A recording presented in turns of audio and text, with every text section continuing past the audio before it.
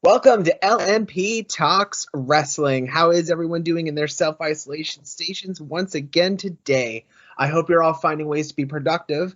Wrestling certainly is, with Florida recently announcing that media/sports entertainment is an essential. It's looking like WWE will continue on for the time being. They're like a cockroach. So before we get into all that wrestling discussion, I'm here to announce my guest of the hour. He was on episode 25, and I'm looking forward to hearing from him once again. So without further ado, please help me welcome the big cat, Scott Henson. How's it going today? Not too bad. How about you? Oh, not too bad here. I'm trying to find things to do and try to keep busy. But how does a cat keep busy in all this? I've kind of been distracting myself with two things lately. I'm watching all 15 seasons of It's Always Sunny in Philadelphia. Wow. So that's pretty good. I'm on season 6. And then I've got my wrestling DVD and digital whatever site that I haven't really properly updated since 2010, and I have been still steadily acquiring wrestling for those interim 10 years. So I'm trying to actually update it with everything I have, which is going to take about 12,000 hours. So that should occupy me for a while. Yeah, it's like this whole situation around the world thing because we're not allowed to say its name. It's kind of like this situation has forced us all to get organized. Yeah. Give us that time that we need to get organized and all the things that we've put off. But tell me, man, how's 3-2-1 Battle doing in all this? Well, as about the same as any other non-national wrestling promotion in that it's not running. How are you guys handling it with over there? Well, it sucks because today, am I allowed to say taping dates, or are we pretending this is live? This is definitely not live, so you can say whatever. Breaking the match Tuesday yeah. evening. So 3 days from now, the 17th, was supposed to be our biggest show of the year. And not happening.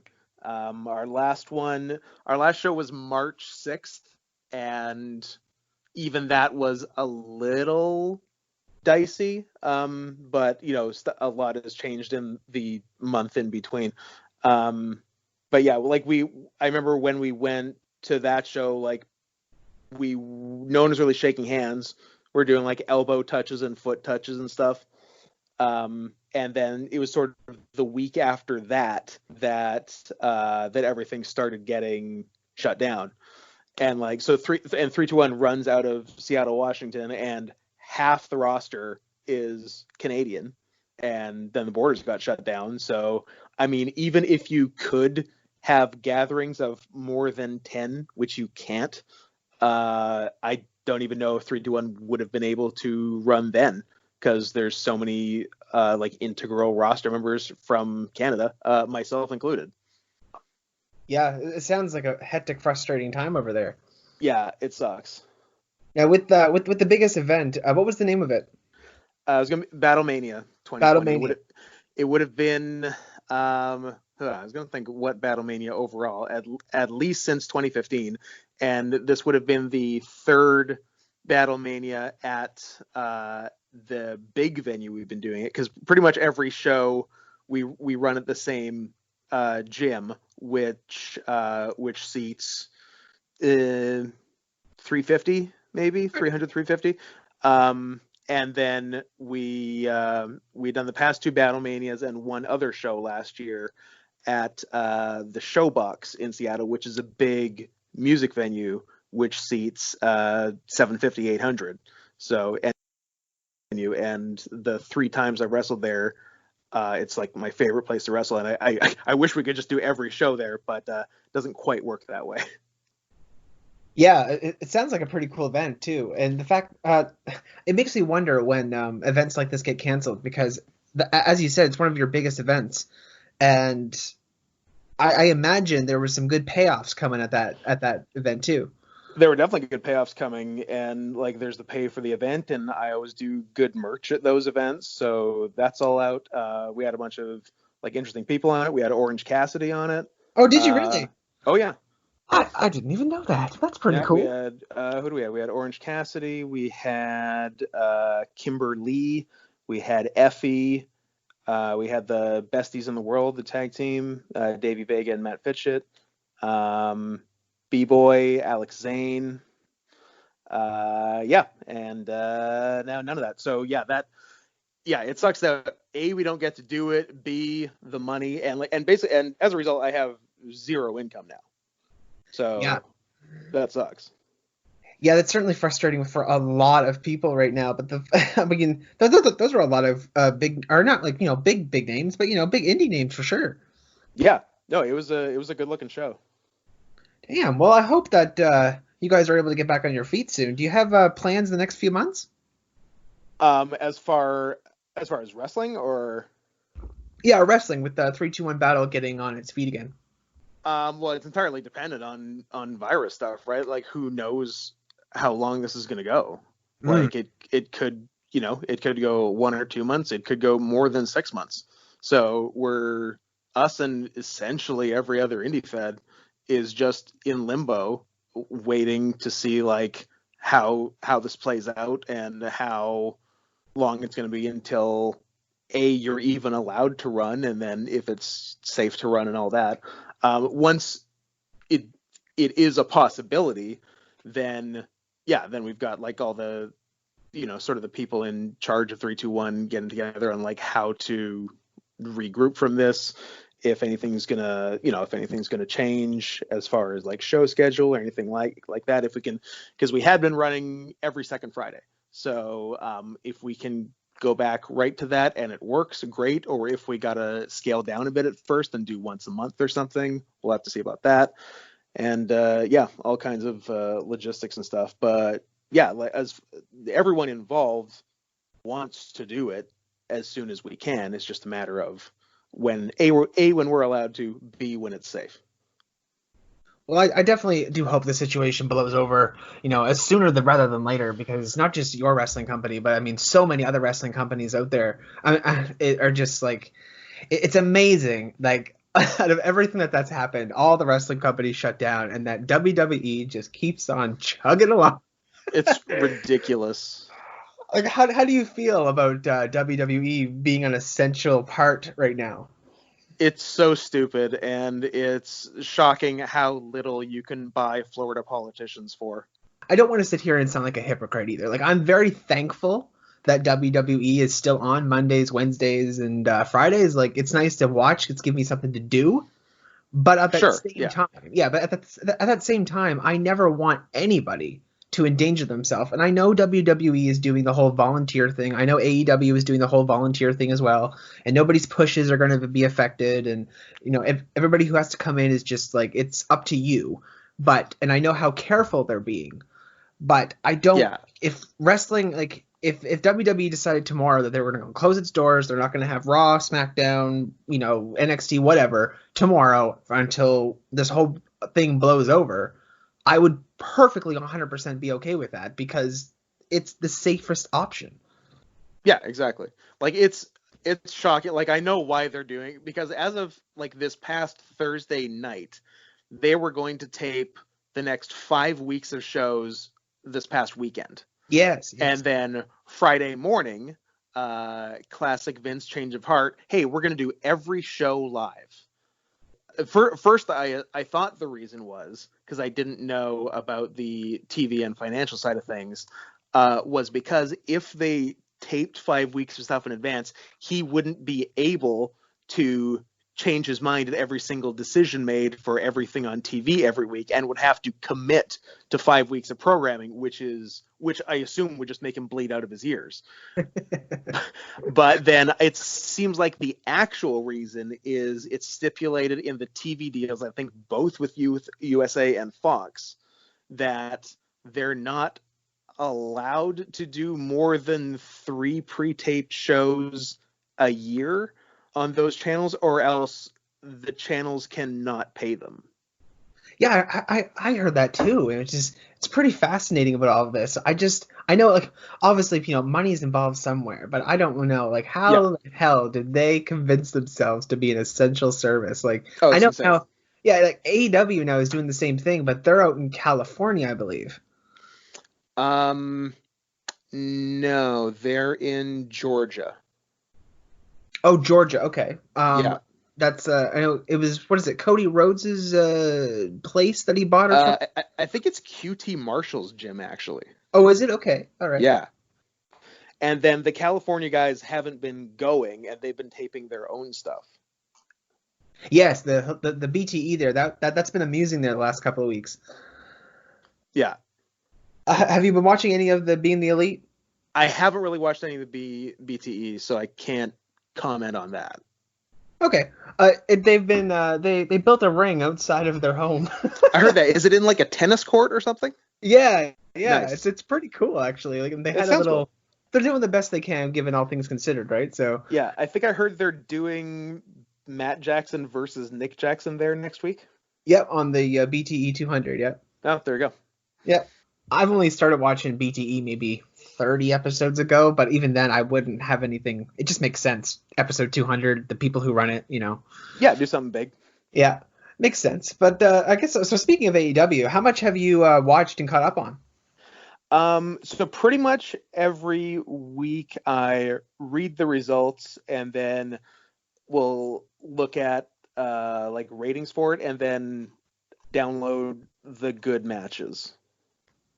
So what are the good matches? Let me just see what I have here. So for 2020, I've got Cody and Wardlow cage match, Omega and Page versus Kazarian Sky, both of them, I guess, winning the titles, and then the rematch, Omega and Page versus Phoenix and Pentagon, which was really good Yes, it from was. February.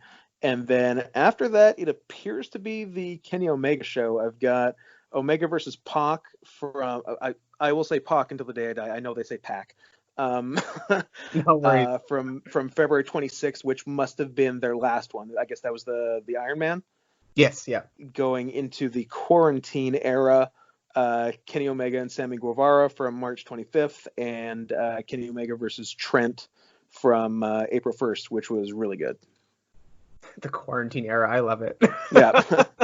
And then at your request, from April 8th, I watched Hikaru Shida versus Britt Baker, DMD.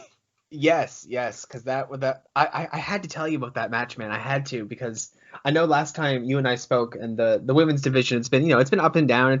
It's been slowly improving, but that Hikaru Shida versus Britt Baker match, that wowed me. What did you think of it? It was good. Yeah. Hikaru Shida is really good. Britt's fine, but Hikaru can carry it. Britt definitely blew a big spot and got her nose smashed for it, and then bled everywhere, which actually kind of added to the drama. But that was interesting. And but yeah, it was. They went a decent length of time. They went probably 15 minutes or so, and yeah, it was good. I dug it. Definitely one of the. I was going to say one of the better, like I'd say actually easily one of the best AEW women's division matches. Not that there's a great deal of competition at the top of that list.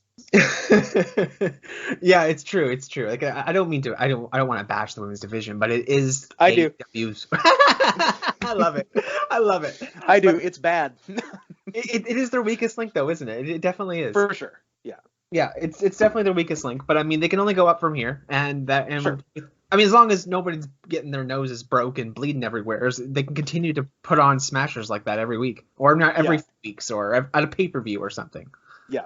The talent is definitely there. Yeah, there's some good people, most of whom are Japanese, which is kind of the case in women's wrestling in general. Japanese good, not Japanese bad. Yeah, I actually really like Yuka Sakazaki. I find her very, very entertaining. Yes, she's good. I hope that they do something with her. And it's funny because I keep saying, "Oh, I love this Japanese wrestler. Oh, I love this Japanese wrestler. Oh, I love this Yeah. Japanese wrestler on AEW." And Yeah, I'm like, you'll I'm trying to find other ones. kind of a common trend. Yeah. I don't know what it is if just the training there is so much better than it is here, but like I find North American women like even the high end women are sort of on par with like mediocre men, whereas in Japan the women are as good as the men. There's no difference gender wise there. Yeah, I have to agree with that too. Like, Yeah. and even when even when they come over from Japan, like I was just like, I can go back and forth here between WWE though, but like we have Asuka and then we have Io Shirai and Yeah. we have Kairi Sane. Like those are just Yeah, three like that and I'm amazed. you just named the three best women's wrestlers in WWE, all Yeah, Japanese. yeah, exactly. Like it's incredible. I mean, I have Yeah. to put Charlotte up there. She's definitely one of the best ones out there. She can make a good match with anybody. Yeah, no, But she's good. and did you hear about Charlotte Flair and Io Shirai? But Charlotte and Io, no. So Charlotte is now the NXT champion, as you've watched WrestleMania. Yes. Oh yeah, 'cause is Io like the number one contender now? She is. She won the ladder Yeah. match. And are they both not heels, or is Io a face again? That's what I'm wondering too. I'm assuming Io's going to be the face in this She should because have never been heel, by the way. She's incredibly over as a face, and there was no reason to make her heel. And actually, I feel like when they did, it was for some real dumb reason, because it was something with Candice LeRae, and it was some stupid last minute decision to make. I think someone was taken out of the feud with Candice LeRae, and Io was stuck in, and they're like, well, got to make her a heel, and it was something like that. But like, she should have never been a heel. yeah, it's I have to agree with you with that. Like Io Shirai has I think done her best with the heel turn. Oh yeah, it's Uh, because she's good and a good worker and is gonna like do well with whatever you give her. But yeah. naturally, she should be a face. Oh yeah, for sure. Like but her heel character is 180, like complete 180 of her original character that she came in with WWE. But I loved her Yeah, original character. I was so behind it. Same with Kyrie. Kyrie went heel too, yeah, and they stripped the pirate thing of her just before a pirate pay per view. yeah. Perfect, right? Yeah. Oh, they could have And done again, something and like like, that. and they're like Asuka and Kerry are awesome too, and are gonna do and are doing well with the heel thing. But they shouldn't have been turned either. They're awesome faces. People love them. People Yeah, want to cheer them. yeah, they do. Yeah, I just hope they can get their head of their ass and actually see what they have. They But won't. So you know. but who knows? I mean, and that's the thing with Charlotte Flair. And speaking of Io Shirai, just getting this out there, I want to see Io Shirai versus Charlotte Flair so badly. Io was the one I wanted to win that ladder match, but I didn't think she would Yeah, because of how yeah, WWE or whatever looks at her or thinks of her. I mean, exactly. I'm sure they don't think of her any like crazy less, but I mean, it's how you book her, right? Yeah. And but she definitely has deserved that number one contender shot. I don't think she'll win. No, not she won't like Charlotte won't immediately lose.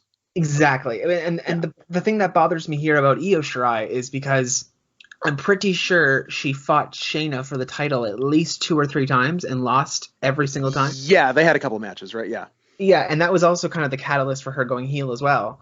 Yes. And with her already losing like 2 or 3 times for that title, and then her losing again against Charlotte for that title, it's just like Yeah. just give it to her already. Like she can. Yeah, exactly. But anyway, yeah, that's just Charlotte Flair was sent down to NXT to get those ratings up. We all know. Yeah. And like booking wise, Charlotte shouldn't have beat Rhea Ripley, but for a couple of reasons she did. One, to get the title on a big name and help NXT, and also because I guess Ripley's visa has expired and she's had to go back to Australia, and who knows when she'll be back. It's going to be months, so I guess they really couldn't keep the title on her. But from a pure booking standpoint, Ripley should have beat her. Yeah, for the most part, I thought Rhea should have won too. But when we were all voting and doing picks and everything, I voted Charlotte because I couldn't see Rhea Ripley, the stature that she has, the status that she has within WWE. I'm not talking about her outside status because Yeah. whatever outside status you have doesn't exist in WWE. But whenever I saw Rhea Ripley versus Charlotte Flair, I was like, Rhea Ripley is just her current status in WWE is not going to knock Charlotte Flair off of her high stool. Like Yeah. it's just not going to happen. Mhm. So I couldn't see it happening, even though I wanted Rhea Ripley to defeat Charlotte. Mhm. Yeah, exactly. How did you find an empty arena WrestleMania? It was weird. It was really weird.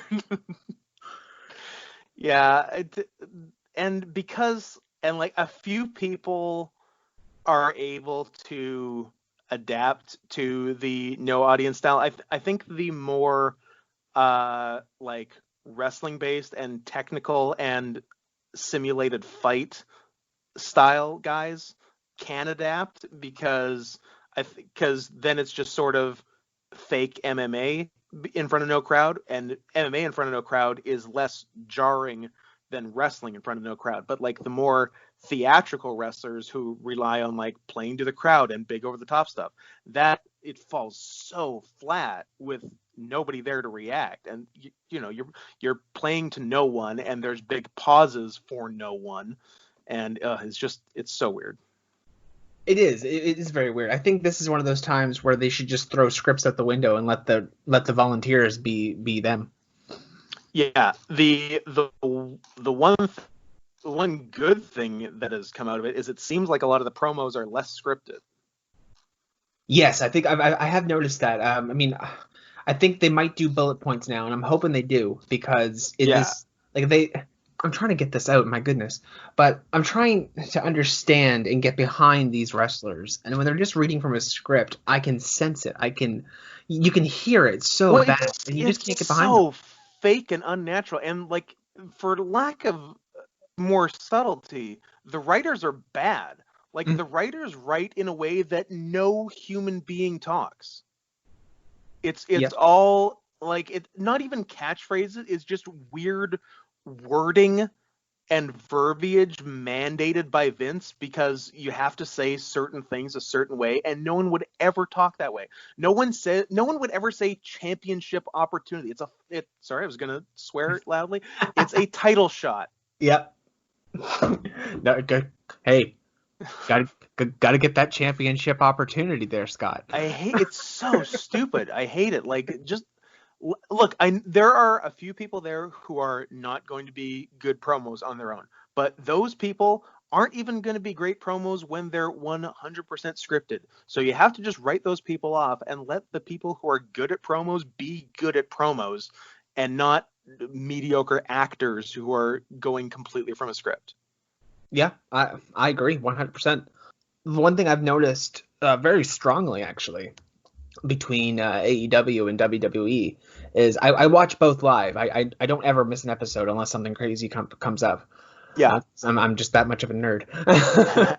But when I watch on Wednesdays and when I'm watching AEW, it's so much more relaxed, even to my ears, because Yeah. in WWE it's just talk, talk, talk, throw in an advertisement, talk, talk, talk, throw in an advertisement, and it's just too much. Like there's so much advertising being said over commentary, for example, Yes. that it's just, oh my God. But when you hear AEW on commentary, yeah, they'll throw a couple of things in there here and there, but it's like at home with you. Like it's like they're calling the match, they're making jokes, they're going along with it, but They seem like human beings and not robots. yeah, basically. exactly. Yeah. Yeah. And I can't shake that for the life of me. Like every time I tune into AEW, yes, of course, it's a different atmosphere, it's a different company, it's different ratings, of course. But yeah, and also AEW with 7 people in the crowd is so infinitely better than WWE with 0 people in the crowd. yeah, you use the wrestlers, put them out there, man. It's been nothing but great on AEW. It's so much better. A little bit of noise is a world of difference from 0 noise. 0 noise is just jarring and eerie. Yeah, it is, and I had to crack up there that one time when MJF and I think it was Sean Spears, they were taking bets. Yeah.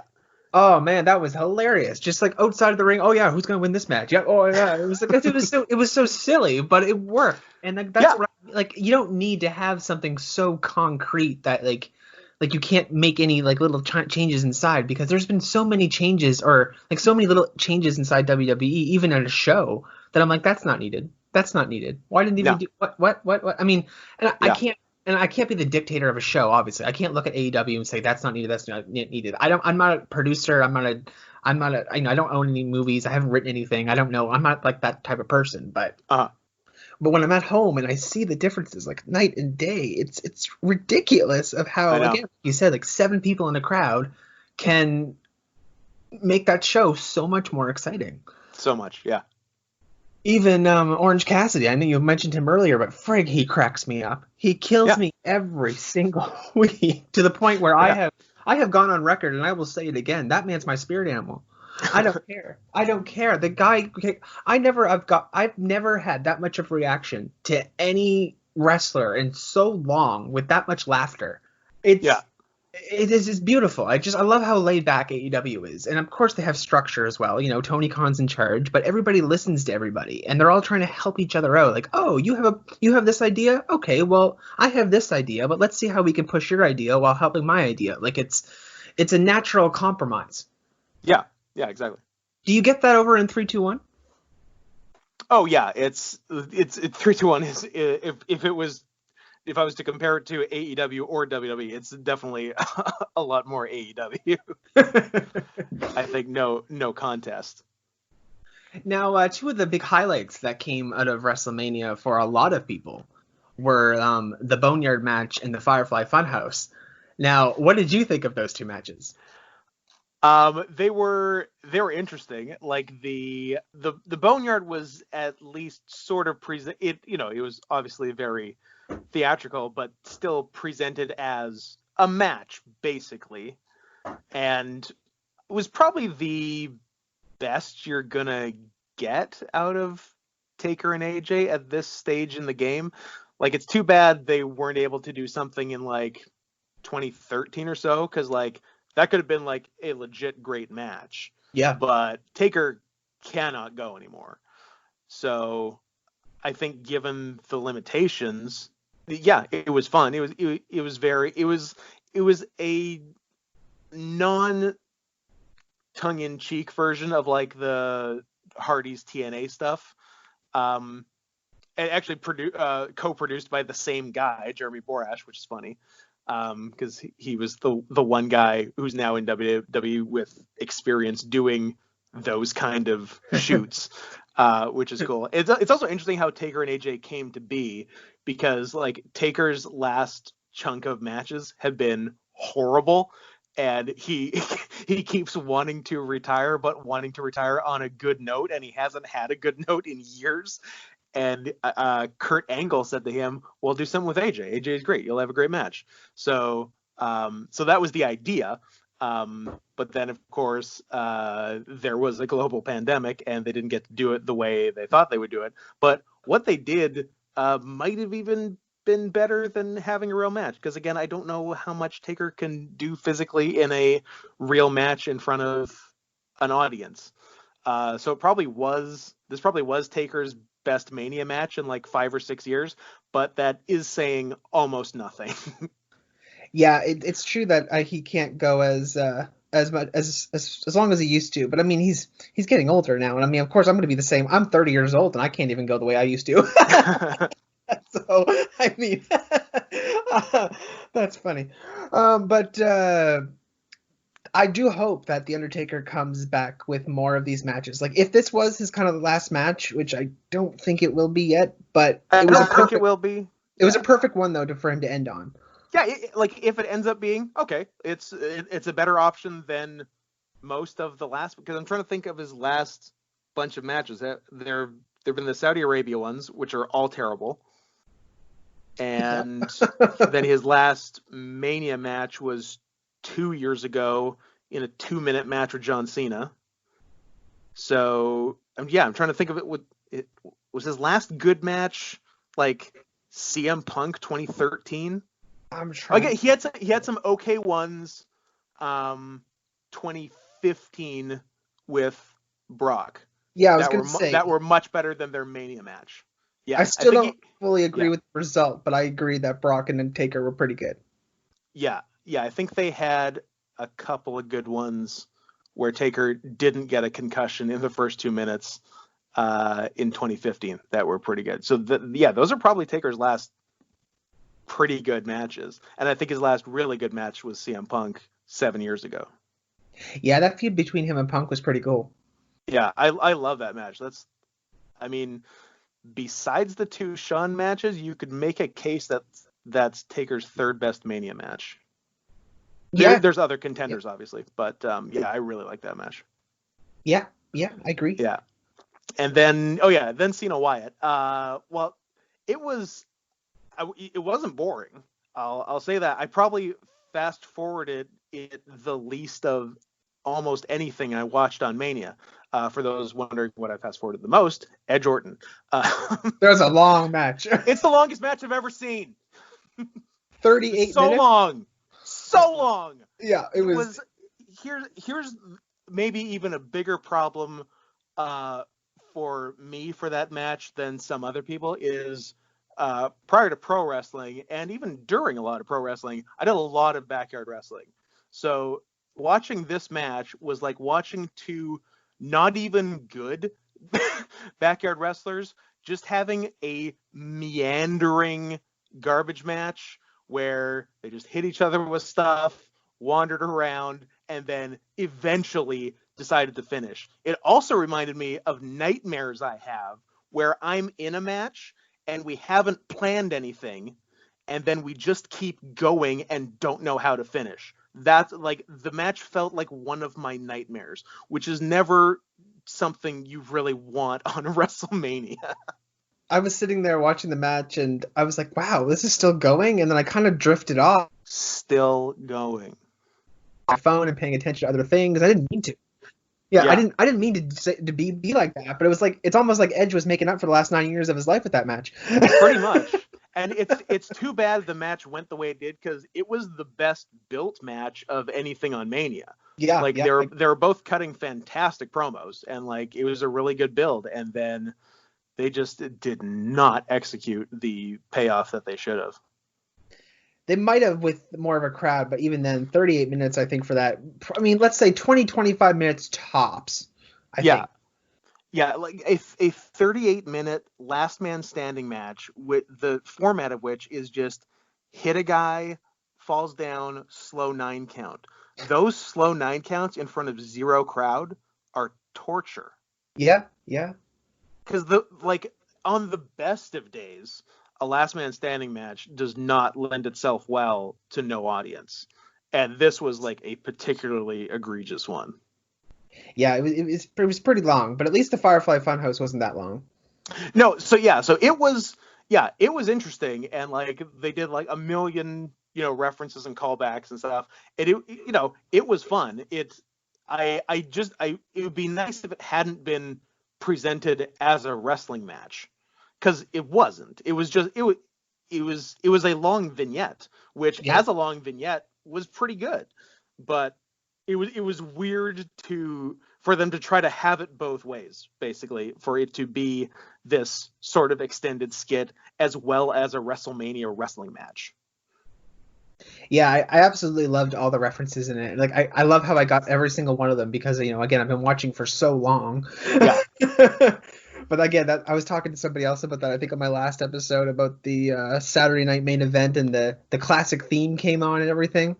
Yep. And I was having a riot. I was just laughing so much. I couldn't believe they went that far back, and the whole NWO thing, even though John Cena wasn't in it, but the heel turn, it was layered. It was pretty deep. Oh yeah, there was a lot of stuff. Like definitely a lot of thought went into it for sure. I really hope they keep doing this with the Bray Wyatt character because they've stumbled upon something here. Like I know this is when Bray Wyatt has some creative control, but this is what happens when you give a wrestler a little bit of say on who they are.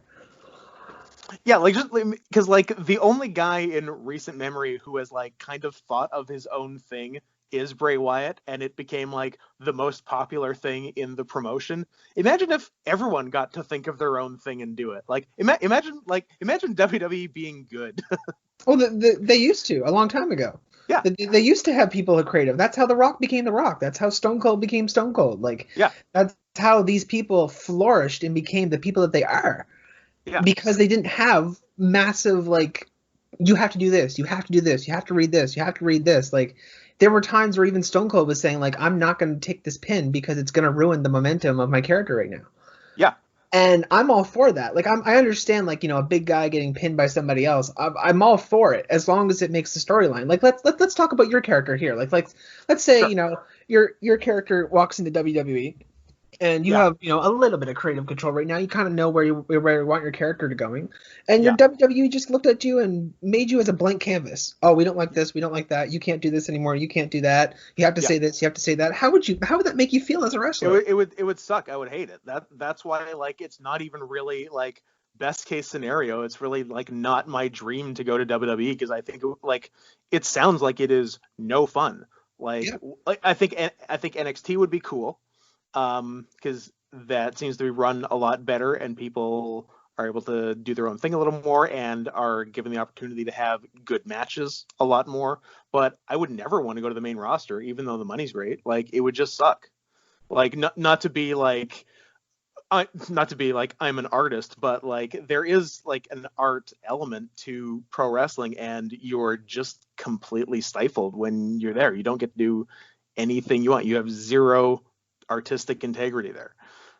Yeah, yeah, it's true, and the more people that come out from WWE and continue to say roughly the same thing over and over and over again, just in different words and different phrases, but it's all the same in the end. Yeah, But like besides the absolute top guys, no one's happy there. They're only staying for the money. yeah, And now people are trying to find like loopholes where they can where they can keep their main roster money and go back to NXT, like Finn Balor, who's a genius. Yeah, yeah. I mean, Finn Balor, I'm all for going back to NXT. He's actually of relevant course. again. Like he was. And Tommaso Ciampa has said he is never going to the main roster. Yep. Yeah. I mean, I don't know if he has that say, but I mean, I guess he'll quit if they try to force him to. So, yeah, he yeah. could. Now, playing devil's advocate here, though, because I'm curious now, because I've heard these same thoughts too, and for the record, I don't believe these thoughts. I'm completely 100% behind, giving wrestlers a little bit of creative control. Uh-huh. Because if you're going into the company, you're risking your body, you're putting yourself out there. You damn right you deserve creative control, Yeah. even a little bit. But now, devil's advocate, though, some people say, oh, well, wrestlers, they expect this, they're entitled, they need to have creative control, blah, blah, blah, blah, blah. Now, those people out there who think that, I don't, the other side to that is, it is an art when it comes to wrestling, and watching New Japan even more reestablishes that, Yeah. because as a wrestler, you need to be able to know that your character is going to be somewhat, taken care of. Like, and I mean, if you're going to lose for this reason, A, B, and C, then fine, you're going to lose for A, B, and C. Like, it makes sense. Yeah. But now, how do you feel about the people who think that it's an entitled kind of situation for a wrestler? Because I don't think it is that, but I've heard so many people make that case. Have you heard that before? To some degree, and like obviously there are some entitled wrestlers, but I think as far as creative control, I think can't have you can't have everyone with full creative control over their booking, or else for the most part nobody is going to lose. Yeah, exactly. Yeah, so I think you obviously need a booker who's largely in charge of wins and losses and 2 degree storylines and stuff. Yeah. But I don't think there's any good argument for the wrestlers not having a good deal of input into their character, because it's them and they know what they're doing better than any booker or writer, and and obviously some input into storylines. Again, wins and losses are tough because nobody wants to lose a bunch for the most part. So yeah, you can't have everyone in control of their own stuff that way. But as far as the other aspects, I really don't think there's a good argument for not giving the wrestlers input. Yeah, like even if I waltzed over to 3-2-1 battle and they were like, hey, we're going to use you as a jobber for this and this and this, and I was paying attention to all the stories going on in 3-2-1 and all the roster and know what's going on in it, and they pointed the finger to this big wrestler over here, and they're like, this is the champion, he needs to job you out, whatever like that. I wouldn't say, well, I'm not going to do that. No, Exactly. I Yeah. would totally get jobbed out. That's like, I'm not a wrestler, but being jobbed out by a wrestler, I want that to happen so much. Yeah. Sure. So And that's much fine. fun. And you understand why it's happening, and it's not Exactly. unfair Yeah. or anything. Like, yeah, and if especially just in one promotion like 3-2-1, for example, if you're like, when you start, you're probably going to lose a lot, unless there's some plan for some big push out of the gate, but that's rare. But if if you stick around and have a good attitude and are good, it's going to get better, Yeah. and you're going to win more, and stuff will happen, and storylines will happen, and pushes will happen. Yep. And that's how it should be. And I'm pretty sure almost every wrestling company, like I haven't watched every wrestling company, but I'm pretty sure the majority follow that rule. Yeah. Except for the big leagues. Yeah. So with about 5-10 minutes left on the podcast, there was one last thing I wanted your opinion of, and I want to know where you think they're going to go with it. Mm-hmm. And that is the new TNT Championship on AEW. Right. Do they have the brackets out for it or anything? They have I'm not that up on it. They have the first four. I believe it's Cody Rhodes versus Shawn Spears, or Cody. Darby Allin's in there. Lance Archer's in there. There's a couple of jobber names or new names that haven't really been on AEW at all, because I think AEW is trying to find the people that are unable to use right now, right? Or the people exactly. who are volunteering. It's going to be only East Coast guys and probably a lot of Georgia guys. Yeah, so all the people who are available and volunteering to come in, they're using, so they're in there. But I'm thinking the finals are going to be Lance Archer and Cody. That makes sense. I think because they've done some Lance and Cody stuff, despite Cody having at the time the War Games thing to build to, which didn't involve Lance, but they were still doing stuff with Lance also, so there must be a reason for that. And unlike in WWE, when stuff just happens and then they forget about it the next week, there's usually a reason for it in AEW. So I assume that is the reason, is that the finals are Cody and Archer. And it makes sense because in theory, if they stick to their stipulations, Cody can, I guess, until something happens, never get a shot at the world title again.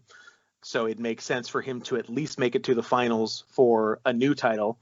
And if they go sort of classic wrestling booking, Archer will probably win. They often like to have a heel champion win first and a heel champion win the tournament, and then often the face that heel beats in the finals, that's the face that chases that heel champion and then is often the second champion. Yeah, I couldn't have said that better than myself, because that's exactly how I see it, with Lance Archer winning, Cody chasing him afterwards, because it makes sense, because it's the one title that he can actually get. Yeah, exactly. And I truly hope that they stick to that storyline with the whole MJF thing, because I really, really enjoyed that. Mm-hmm. Like, Cody has all the momentum in the world, all of this morale. He's one of the most popular over characters in AEW, and he can't get the world title. Yeah, exactly. And I think maybe at some point they'll do something with a stipulation where he is able to. Yeah. Or else he's just the most unselfish co-booker in the world and never gets a world title shot again. He very well could be, but I think that once he beats Lance, he'll definitely get it from Lance Archer at some point.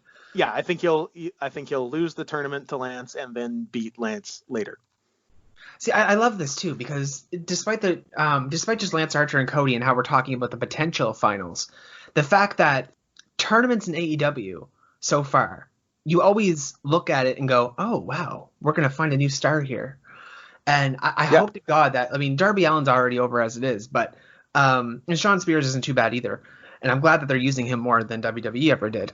But having Lance Archer in there come in, Cody says, you're not going to face me. You have to earn a shot. So they have this tournament, and then they're at the finals. And of course, now Cody has to face Lance Archer, even though he hasn't technically earned a match with Cody. He's earned it because he's gone through the tournament, which makes sense. And then afterwards, you have this entire new storyline and this title, and it makes sense. And you have all this focus on this one thing, and everything that you've done for the past 4 weeks, you now have another 4 weeks of television that you don't have to worry about people getting bored, and then everything makes I just love that sense of booking. Yeah, exactly. It's nice when things make sense, and it's nice when you're rewarded for watching regularly and paying attention, which is literally the opposite in WWE. All WWE does is punish you for paying attention by just changing things for no reason. Yeah, it gets frustrating, and I've decided that with WWE now, unless I truly am behind somebody, I'm not going to take a shot on getting behind anybody anymore. I'm just going to watch it and let it happen, and only get behind people in AEW because Yeah, that's probably the best way to go because you're only going to be disappointed in WWE. Like, hey, maybe I'll get behind Ricochet. Oops. oh yes, we spoke about that in detail in the last few weeks on my podcast, and oh my gosh, that I couldn't believe that happened to Ricochet. Couldn't believe it. Yeah, because I remember like Dave Meltzer and people saying when Ricochet was in NXT and even before he got signed or like right when he got signed, like he's a can't miss. Like Yeah. WWE does some dumb stuff, but he's too good to screw up. I think he and literally a litany of other people have proved that there is no one too good to screw up. They can screw up anybody. Yeah, it's true, and I hate saying that, and I don't like. Again, I'm one of those people like I totally understand your feelings with WWE, but I mean I watch a lot of wrestling. I watch New Japan, I watch WWE, I watch AEW, I watch NXT. And Yeah. I try to fit everything in. Like if there's a really good match in 3-2-1, I know you'll tell me about it, and I'll watch that too. Mhm. And like I watch so much wrestling, but yeah, it's like I'll never stop watching WWE, but I've certainly stopped having faith in them. Yeah. For the most part. Like again, there's some things where I've even the Fiend, I mean, what happened in Saudi Arabia, that's a different conversation.